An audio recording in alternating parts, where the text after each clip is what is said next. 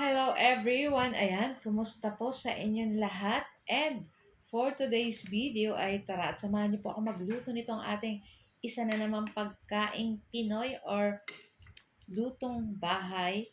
Ayan, so itong ating lulutuin guys ay walang iba kundi itong ating paksiw na pata and lalagyan natin ng saging na saba. So tara na guys at samahan niyo po magluto and enjoy watching. So ayun na nga guys, so nakabili tayo nitong ating pata. So ayan, shout out uli sa ating laging binibila ng mga karning baboy sa Caceres Meat Shop. Ayan, ako po ay nakaka-discount sa kanila tuwing ako ay bumibili ng karne sa kanila. So ayun na nga guys, huhugasan lang po natin dyan yung ating mga pata dyan and make sure na malinis yung ating mga pata. Ayan. Tapos, ayan, meron din tayong nabiling saging na saba na 4 na piraso. So, isang piraso pagtatatluhin natin. And syempre, gagamit po tayo ng sibuyas at ng bawang para sa pampalasa nitong ating lulutuin na paksiw na pata. So, pagkatas natin guys, mabalatan yung ating saging. Ayan, in-slice na nga natin. And yung ating sibuyas at bawang, same din. In-slice na po natin and tinadtad or inano na natin yung ating mga bawang. So, ayan na nga guys. So, sa ating kawaling malaki, maglagay tayo ng marami-raming tubig at ilagay na po natin dyan yung ating hinugasan na pata. Ayan, pakukulaan lang natin yan ng tapos tatanggalin natin. Ayan, hindi na natin gagamitin yung sabaw nito. So, magpapanibago tayong tubig. And then, yung ating pata dyan, huhugasan lang po natin sa ating nawasa. Ayan. Tapos, isa-isay natin yung paghugas. Ayan.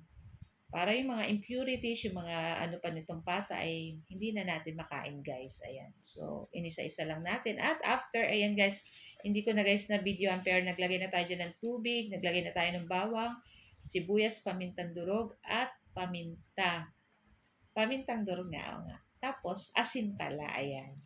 Para sa ating pampalasa. At pagkulo guys, ay maglalagay tayo ng 1 pork cube para sa pampalasa and maglalagay din po tayo syempre ng sugar na konti para pang-balance lang po dito sa ating lulutuin na paksiw na pata. Ayan.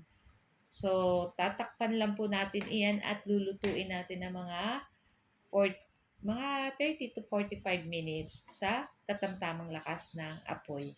And this time, ayan, binuksan natin takip at i-check po natin yung ating mga pork dyan kung malambot na. Ayan.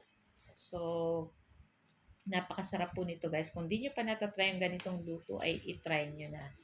So, ayan na nga. At chinek ko guys, ay malambot na yung ating mga pork dyan. Ayan, yung taba. Sobrang lambot na rin. Kaya naman, bago natin makalimutan, maglalagay na tayo ng suka. Ito yung pampaasim dito sa ating paksiw. So, lulutuin lang po natin dyan yung ating suka. Ayan. Tapos after nyan guys, ayan, mga lutuin lang natin ng ilang minuto and pagkatapos pwede na po nating ilagay dyan yung ating saging na saba. So, mas masarap pa po ito kung meron kayong ito yung bulaklak ng saging o yung dried na bulaklak ng saging. Mas nakakapadagdag pa po yun ng sarap. Pero saka sa Mampalad ay hindi tayo nakabili. Pero okay lang yan guys kasi napakasarap pa rin naman itong ganitong luto. So guys, ayan, ito lang po ang ating video today. Guys, thank you for watching. Bye!